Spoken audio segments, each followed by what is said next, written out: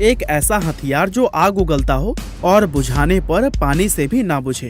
High quality वाली HD full length movie store करने में जहां 2 से 3 GB स्पेस लेती है, वहीं अगर यह सिर्फ 4 KB में आ जाए तो कैसा रहेगा। और दोस्तों, बिना मौसम के बारिश किसानों के लिए कितना मददगार साबित हो सकती है। दरअसल इस तरह की चीजें आज हमारे लिए सपना नहीं बल्कि हकीकत हो सकती थी, लेकिन दुनिया के कुछ इन्वेंशंस लोगों के सामने आने से पहले ही विलुप्त हो गए। और आज के इस वीडियो में हम उन्हीं के बारे में ही बात करने वाले हैं। Number 5, Greek fire. दोस्तों, अगर हम मानव इतिहास में थोड़ा पीछे जाकर देखें तो हमें लगता है कि दुनिया के सभी बड़े बड़े और अहम आविष्कार पिछले 100 या 150 सालों में ही हुए हैं। लेकिन असल में ऐसा नहीं है, क्योंकि पुराने समय में भी बहुत से बड़े और खतरनाक आविष्कार किए जा चुके हैं और ग्रीक फायर नाम का ये इन्वेंशन दुनिया के उन्हीं बड़े आविष्कारों में से एक था। दरअसल ग्रीक फायर एक तरह का हथियार था जिसको प्राचीन रोमन साम्राज्य के द्वारा जंग के लिए इस्तेमाल किया जाता था। उन दिनों दुनिया भर में रोमन एम्पायर के काफी दुश्मन थे, जिनसे अक्सर ही उनकी युद्ध हो जाती थी। और इन युद्धों के दौरान ही रोमन एम्पायर के सिपाही ग्रीक फायर का इस्तेमाल करते थे। दरअसल ये एक ऐसा वेपन था जो बहुत बड़े पैमाने पर आग उगलता था। इस हथियार की मदद से रोमन एम्पायर के सिपाही अपने दुश्मनों के जंगी जहाजों में आग लगा देते थे। और इसकी एक खासियत यह भी थी कि इससे निकली आग पानी से भी नहीं बुझती थी। दुनिया में कोई नहीं जानता था कि रोमन सिपाही इस हथियार को बनाने में किस पदार्थ का इस्तेमाल करते थे। और कहा जाता है कि हथियार को बनाने का तरीका सिर्फ राजा के सबसे करीबी 2-4 लोगों को ही पता था। रोमन एम्पायर इस हथियार को हमेशा गुप्त रखते थे, क्योंकि वे नहीं चाहते थे कि यह वेपन किसी भी कीमत पर उनके दुश्मनों के हाथ लगे। और इस तरह समय के साथ जब रोमन साम्राज्य का अंत हुआ तो फिर उनके साथ ही ये हथियार भी हमेशा के लिए लुप्त हो गए और आज यह वेपन हम लोगों के लिए सिर्फ एक रहस्य बनकर रह गया है। Number 4, flexible glass. दोस्तों, आज के समय में कांच का इस्तेमाल दुनिया के हर कोने में किया जाता है और हम सभी ये बात जानते हैं कि कांच दिखने में जितना सुंदर होता है उतना ही ज्यादा नाजुक भी, क्योंकि कांच को जरा सा झटका लगने पर ही यह चकनाचूर हो जाता है। लेकिन आपको यह बात जानकर काफी हैरानी होगी कि एक समय दुनिया में एक ऐसे कांच का भी आविष्कार किया गया था जिसको तोड़ना असंभव था। और यह आविष्कार आज से 50 या 100 साल पहले नहीं बल्कि लगभग 2000 साल पहले रोमन एम्पायर में ही हुआ था। दरअसल हुआ यह कि उस समय के रोमन सम्राट टाइबेरियस सीजर के दरबार में एक व्यक्ति आया और उसने राजा के सामने कांच का एक बेहद सुंदर दिखने वाला कटोरा पेश किया। उस व्यक्ति ने राजा से कहा कि उसके द्वारा बनाए गए कांच के इस कटोरे को कभी भी कोई नहीं तोड़ सकता। राजा को सुनकर काफी आश्चर्य हुआ, क्योंकि उन्होंने इससे पहले इस तरह का कोई भी ग्लास नहीं देखा था। राजा के आदेश से कांच के उस कटोरे पर कई बार वार किया गया, लेकिन वो कटोरा टूटने की जगह पूरी तरह से मुड़ गया। इसके बाद से दरबार में आए उस व्यक्ति ने अपने एक छोटे से हथौड़े से उस कटोरे को फिर से उसकी सही शेप में ला दिया। और फिर राजा और उनके दरबार में बैठे बाकी लोग यह सब देखकर काफी हैरान रह गए। थोड़ी देर के बाद से राजा ने उस व्यक्ति से पूछा कि उसके अलावा इस कांच को बनाने का तरीका और कौन कौन जानता है। उस व्यक्ति ने जवाब दिया कि दुनिया में उसके अलावा और कोई भी यह कांच नहीं बना सकता। और फिर इतना सुनते ही राजा ने उस व्यक्ति को मौत की सजा सुना दी। दरअसल राजा टाइबेरियस को यह डर हो गया था कि अगर ये कांच चलन में आ गया तो इसकी वजह से सोने और चांदी की वैल्यू खत्म हो जाएगी। इसीलिए उन्होंने उस व्यक्ति को तुरंत ही मौत के घाट उतरवा दिया और इस तरह से यह आविष्कार हमेशा के लिए एक रहस्य बन गया। Number 3, fluid digital coding system.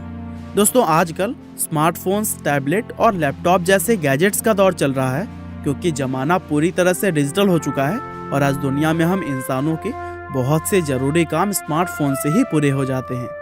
अब यह बात तो आप सभी लोग जानते ही होंगे कि जब भी हम कोई नया स्मार्टफोन या लैपटॉप खरीदते हैं तो हमारा ध्यान इस चीज़ पर जरूर जाता है कि उस गैजेट की स्टोरेज कैपेसिटी कितनी है, क्योंकि डिवाइस में जितना इंटरनल स्टोरेज स्पेस होता है उतना ही डेटा हम उसके अंदर स्टोर कर पाते हैं। वैसे हम कितनी ही ज़्यादा स्टोरेज वाली डिवाइस क्यों ना खरीद लें, लेकिन आज नहीं तो कल वो भरी जाती है। और बदकिस्मती से इस समस्या का कोई भी समाधान इस समय हमारे पास मौजूद नहीं है। लेकिन आपको यह जानकर काफ़ी हैरानी होगी कि आज से लगभग 25 साल पहले ही इस प्रॉब्लम का एक ज़बरदस्त सलूशन खोज लिया गया था। दरअसल 1995 में एक इलेक्ट्रॉनिक इंजीनियर के द्वारा ऐसी टेक्नोलॉजी खोज ली गई थी जिसकी मदद से 4 GB इंटरनल स्पेस वाले फ़ोन में 128 GB स्पेस वाले फ़ोन से भी ज़्यादा डेटा स्टोर किया जा सकता था। इस टेक्नोलॉजी को विकसित करने वाले व्यक्ति का नाम था जेन स्लूट और वह नीदरलैंड के रहने वाले थे। दरअसल स्लूट ने डेटा कंप्रेशन की एक ऐसी तकनीक विकसित की थी जिसकी मदद से एक हाई क्वालिटी मूवी को सिर्फ 8 KB में स्टोर किया जा सकता था। स्लूट ने अपनी इस टेक्नोलॉजी को फिलिप्स कंपनी के सामने पेश किया था, जहां उन्होंने 64 KB की एक ड्राइव के अंदर 8 फिल्मों को न सिर्फ स्टोर किया बल्कि उन फिल्मों को चलाकर भी दिखाया था।